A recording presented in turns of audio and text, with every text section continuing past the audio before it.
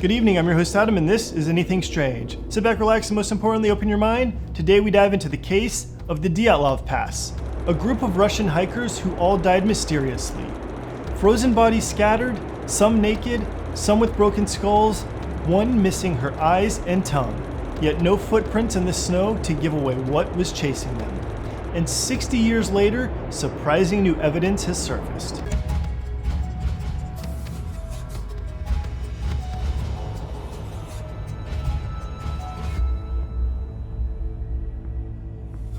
This story starts with 10 students who went to hike the freezing Ural mountains of Russia, led by hiker Igor Dyatlov in the winter of 1959. Once they set out, 9 of the 10 hikers would never be seen alive again.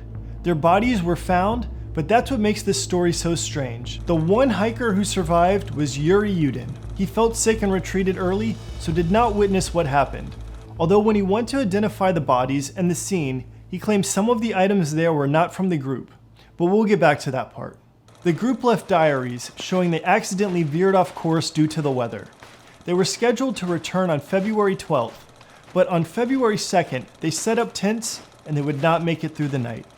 For some reason, a search party was not sent out until February 21st, and the first 5 bodies were found on February 26th.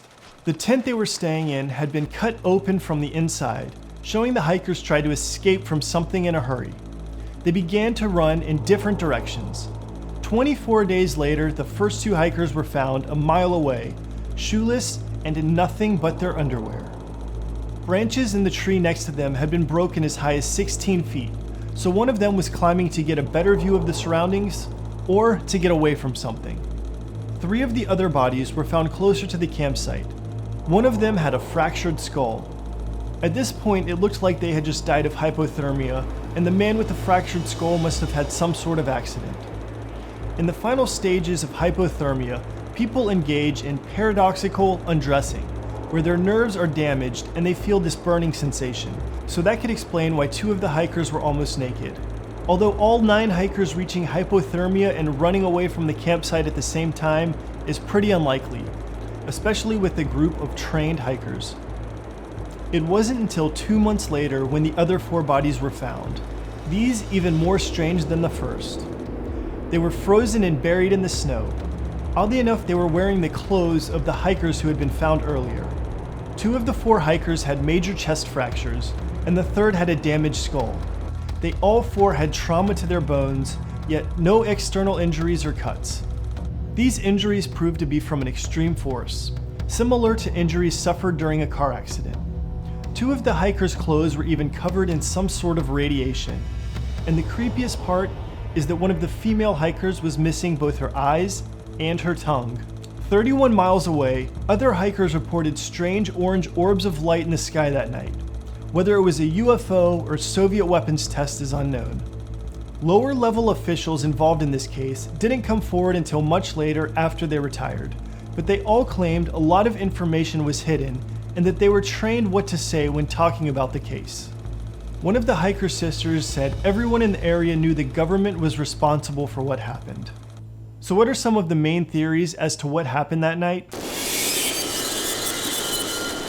An avalanche sounds like the most plausible explanation, causing the hikers to panic and run, and it would also account for their crushed skulls and chest fractures.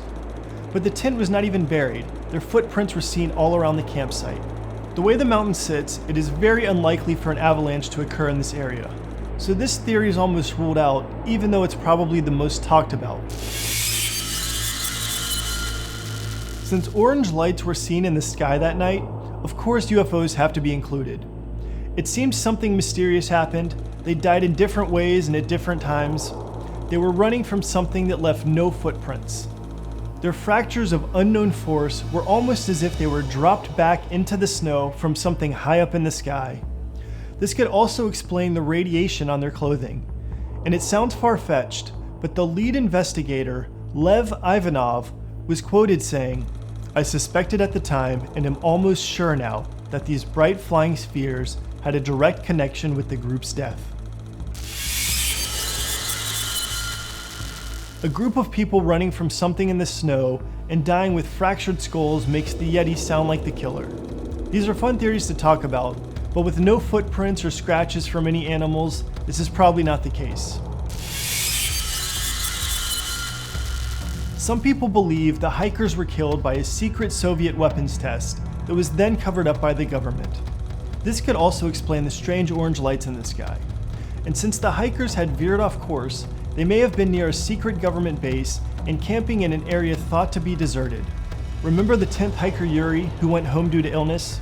Well, when he was brought back to the scene to identify the bodies, he insisted some of the items there were not the group's, and there was a cloth that he claimed to be from military origin. Many of the hikers' family members also suspected the government to be at fault. My recent video about the M cave also talks about infrasound, a sound frequency that can cause people to start losing their minds, give them anxiety, and would explain why the hikers took off running with no clothes. This theory could also be more evidence the government was in control, and they used infrasound to scare the hikers away. Although infrasound could have also been naturally made due to snow and windstorms in that geographical location, causing a low frequency that would drive them mad. The Russian authorities quickly wrapped up this whole case and said the death of the 9 hikers was either hypothermia or an unknown natural force. The results to the case were then classified and hidden from the public. But last year, new evidence was presented, and after almost 60 years, the case was reopened. 2 documents were brought to public. One was a letter written from the lead prosecutor to one of the lead investigators. After the lead prosecutor's death, his widow brought this missing evidence to historians. The document's validity has been confirmed by both the handwriting of the prosecutor and the date through technical analysis. It dates back to 1959. So what makes this evidence special? The prosecutor repeated the date of February 15th. He wrote that on February 15th, the deaths were already known and that he was on his way to investigate. But a search party wasn't sent out until 6 days later, and the bodies of the campsite weren't actually found for another 11 days. So how could this letter really exist? The other document brought forth says that the case actually started on February 6th. This was just a few days after the event, before the hikers were even supposed to be back from their hike. This is full-blown proof that the government found the campsite and knew the hikers had died 20 days before the search party actually found them. So does this new evidence prove that the government was the cause of the hikers' death? Or did they find a more sinister murder scene and spend the next 20 days covering it up? Maybe the tent being cut from the inside and the hikers wearing the wrong clothes were all just part of a bad attempt at the government trying to stage the scene. This new evidence has raised more questions and more mystery than before. We can only hope that the truth will come forward soon. Alright everyone, thanks for watching, and if you want to see more strange stories, be sure to like, subscribe, and comment on this video. Don't forget to add me on Instagram at AnythingStrangeTV, and until next time, I'm your host Adam, bringing you stories about anything strange.